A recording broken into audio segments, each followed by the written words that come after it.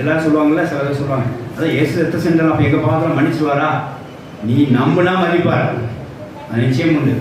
அது ஆகவே இங்கே ஒன்று கிளியர் ஆகிடும், நரகத்தில் வேலையே கிடையாது. ஆனால் நீ நம்பணும்ல, உனக்கா ரத்த சிந்தனை ஏற்றுக்கொண்டாயா? உனக்கா கிருபை பரிகாரமான ஏற்றுக்கொண்டாயா? உனக்கா வேறு ரத்தம் சிந்தம் கிடையாது, இயேசு ரத்தம் தான் எனக்கு போதும் அப்படி ஏற்றுக்கொள்கிறாயா? அப்படி ரத்தம் சிந்துறவனுக்கு அப்படி ரத்தம் சிந்துறவரை நீங்கள் என்ன செய்யணும்? ஏற்றுக்கொள்ளும் போது அந்த பாவம் மிச்சம் உங்களுக்கு உண்டாகும். ஆகையினால நீங்கள் சில இடங்களில் பாவம் மிச்சம் இந்த பாத்திரத்தை மனுஷாரா சின்ன வயசு அந்த பாவம் பண்ண இந்த பாவம் பண்ண மனுஷாருன்னா நீங்கள் நிச்சயம் பெற்றுக்கொள்ளணும். அப்படின்னா ஒரு நிறைவாக கிறிஸ்து இயேசு பற்றி விசுவாசத்தில் என்ன செய்யுங்க?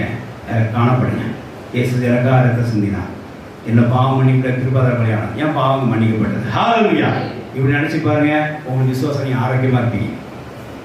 ஆனால் சில பாவம் எது சொல்ல வர பாயிண்ட் வர பாருங்க, சில பாவம் உள்ளே உட்காந்து புரட்டி எடுக்கும்.